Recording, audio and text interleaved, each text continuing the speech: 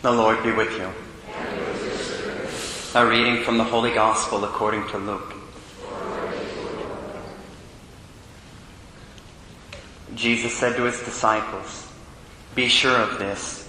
If the master of the house had known the hour when the thief was coming, he would not have let his house be broken into. You also must be prepared, for at an hour you do not expect, the Son of Man will come." Then Peter said, "Lord, is this parable meant for us or for everyone?" And the Lord replied, "Who then is the faithful and prudent steward, whom the master will put in charge of his servants, to distribute the food allowance at the proper time? Blessed is that servant, whom his master on arrival finds doing so. Truly I say to you, he will put him in charge of all his property. But if that servant says to himself, 'My master is delayed in coming,' and begins to beat the men servants and the maid servants, to eat and drink and get drunk, then that servant's master will come on an unexpected day and at an unknown hour, and will punish the servant severely, and assign him a place with the unfaithful. That servant who knew his master's will, but did not make preparations, nor act in accord with his will, shall be beaten severely. And the servant who was ignorant of his master's will, but acted in a way deserving of a severe beating, shall be beaten only lightly. Much will be required of the person entrusted with much, and still more will be demanded of the person entrusted with more." The Gospel of the Lord. Praise to you, Lord Jesus Christ.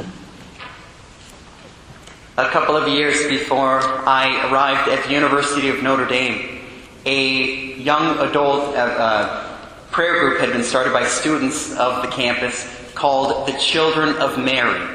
And it was the saving grace of my life when I got to Notre Dame and joined this prayer group, and to see all these college students joining together for daily Mass and daily prayer.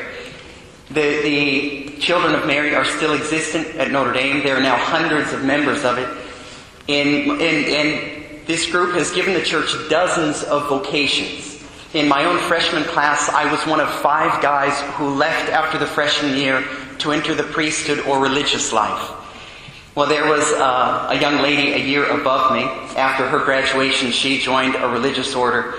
And several years later, after I was ordained a priest, and I was still in Rome, she was up in Lithuania. And I thought, you know what, I might never see this young lady ever again. She was a good friend of mine. So I thought I'd take the opportunity during one of the breaks.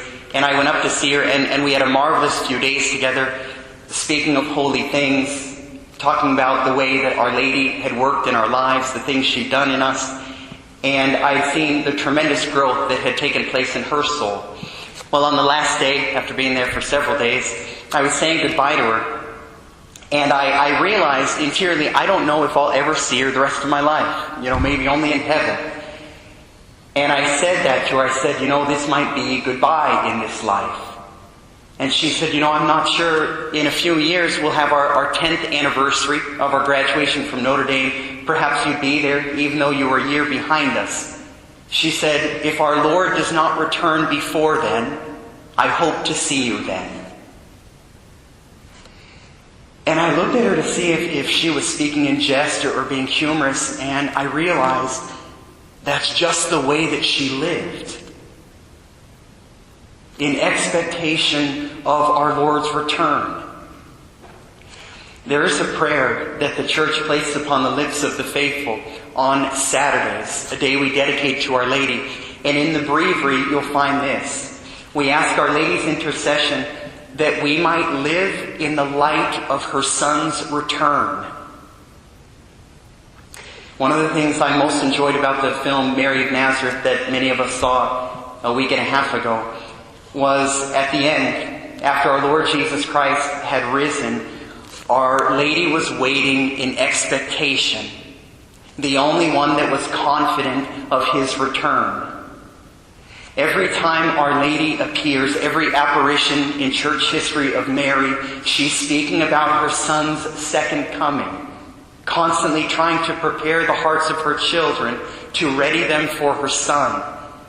Everywhere I've gone in the church, all my travels in Europe, every time I encounter faithful Catholic individuals who are living a serious prayer life, there's almost always a rosary in their hands.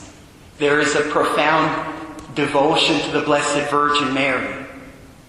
Our Lord said yesterday, we heard on his lips, will there be faith still in the world when I return? I oftentimes think it will only be those who are close to his mother. There was only one apostle at the foot of the cross that persevered through the trials, the one with the deepest relationship with Mary. The Western world has nearly given up on Christianity. The Lord is long delayed, and most people no longer think about his coming. May we stay close to Our Lady that we might constantly prepare for his return.